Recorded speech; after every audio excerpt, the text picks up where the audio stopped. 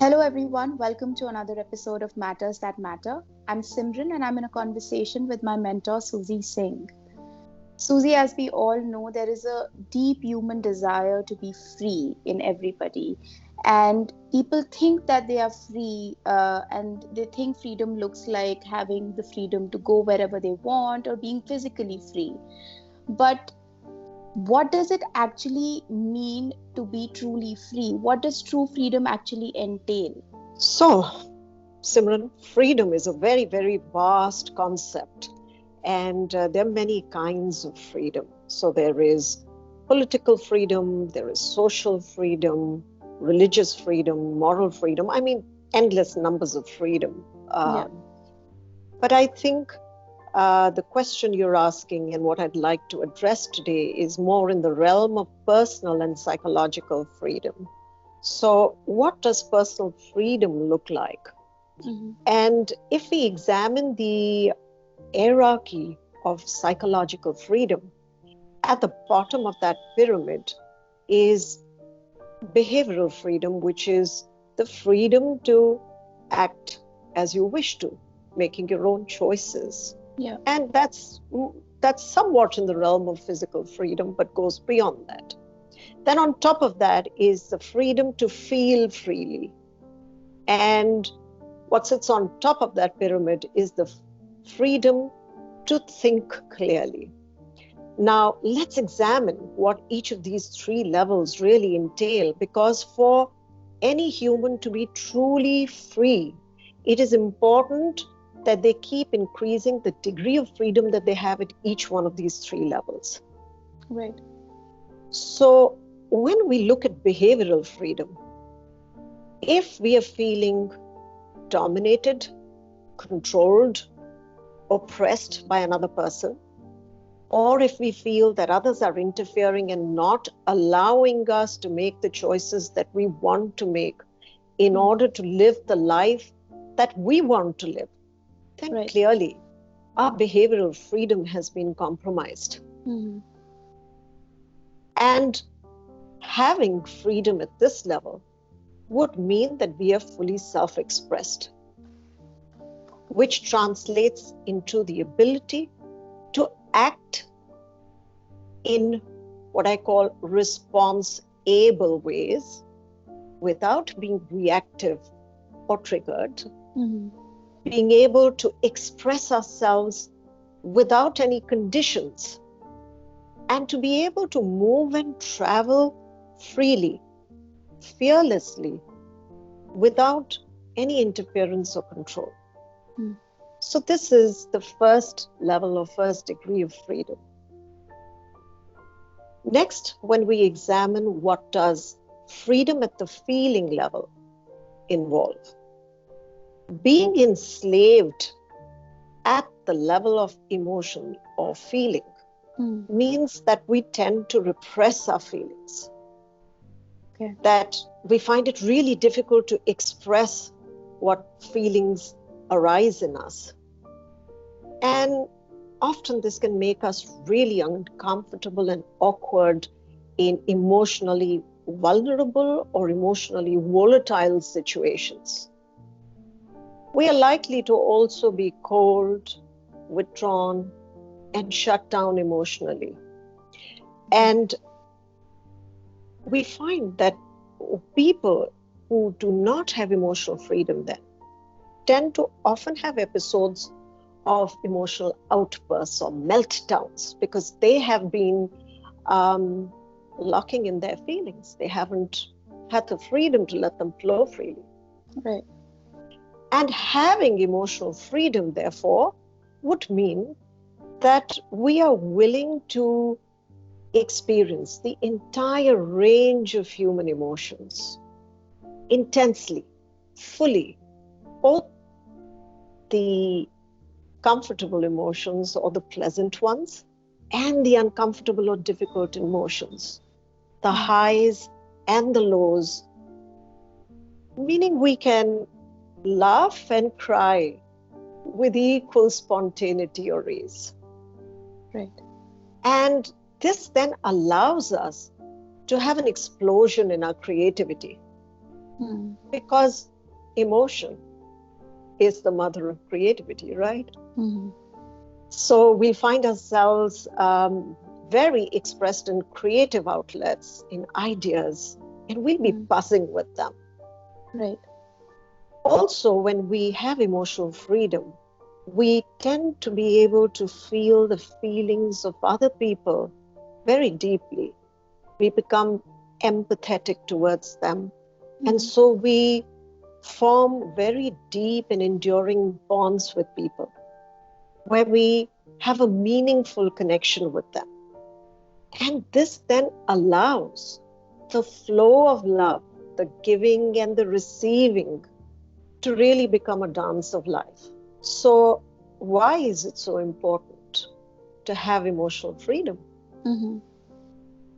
When people are enslaved, they tend to become a collector of pain.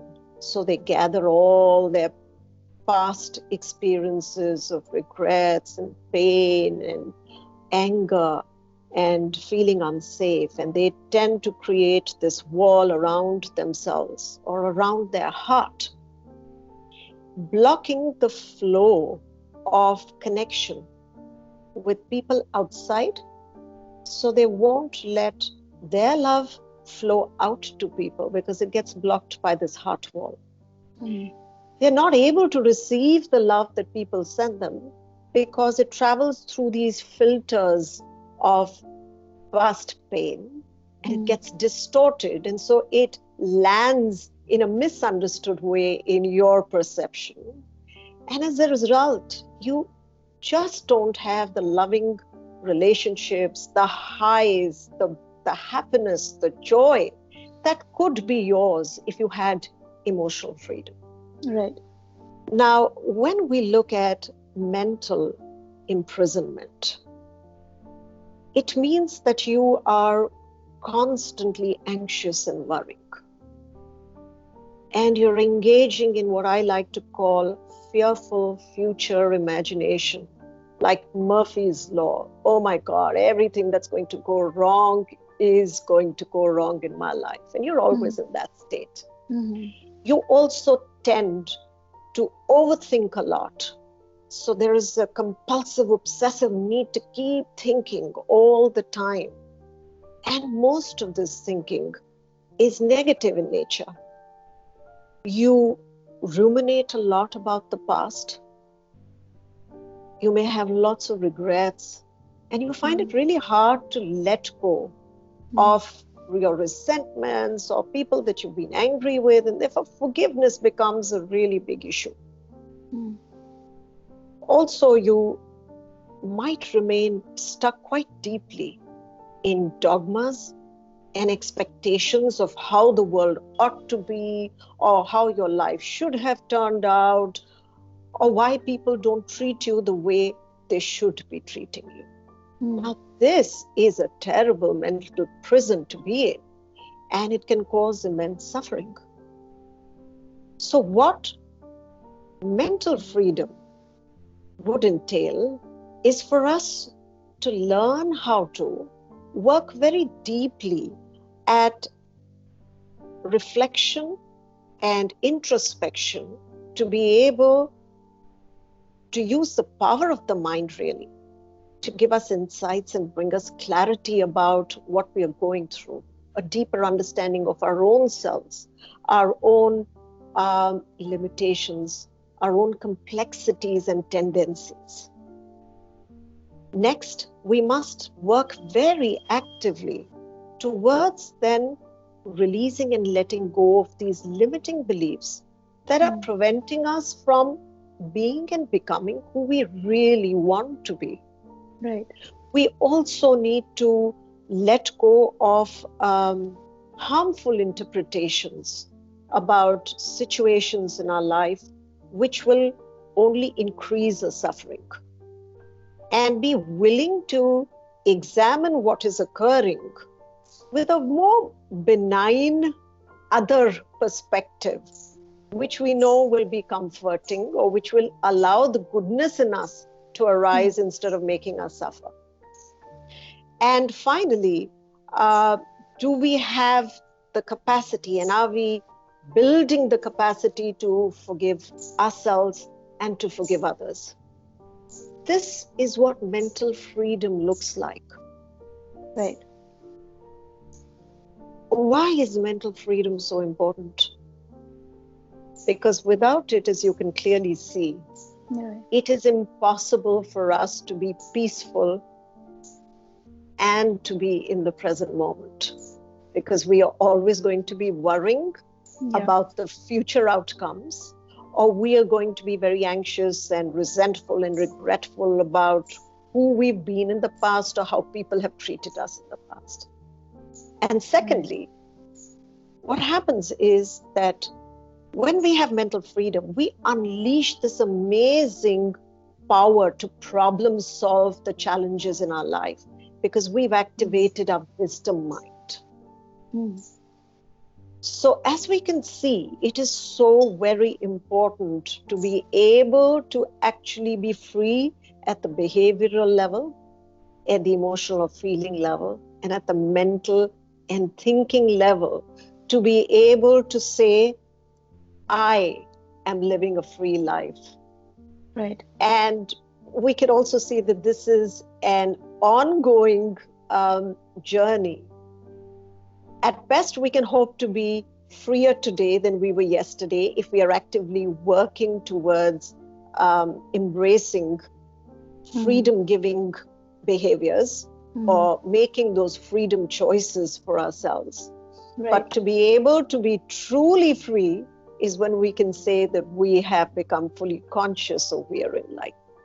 Susie, like you said that a lot of times mental prisons can hold us back from living a free life.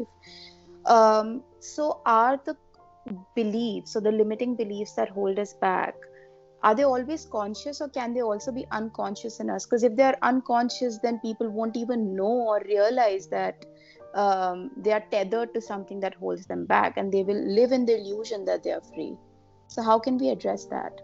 So the vast majority of beliefs are unconscious. Right. And you're right, most people do not realize that. Which is why the very first aspect of mental freedom is using your power of reflection and introspection to be able to mine all of these insights that I referred to. A deeper understanding of your own self, self-analysis. It is only by knowing yourself, by constantly reflecting, observing your behavior, witnessing your inner landscape, that you can become aware of these hidden beliefs. And it's absolutely mandatory that we watch ourselves very closely to be able to see, where am I tethered? Where am I still enchained? What's holding me back? Why don't I have the freedom to do a certain activity? Or why do I get so guilt-ridden or ashamed in certain situations? Because clearly there are some beliefs that make us feel that way. Right. So whenever we find that we want to do something, but we are being stopped by some internal resistance, or we are feeling one of those deeply disturbing emotions, that's a time to pause and reflect. Okay, what's going on in my mind? What am I thinking? What's stopping me? Right. And that is likely to indicate to some limiting belief we have. So true freedom can only be achieved by untethering ourselves internally, and it's not an external action. Thank you so much, Susie, for shedding light on what true personal freedom actually entails. I'm sure this will help our viewers. If you found this video helpful, please like, share, and subscribe to this channel. Thank you for watching, and we will see you soon.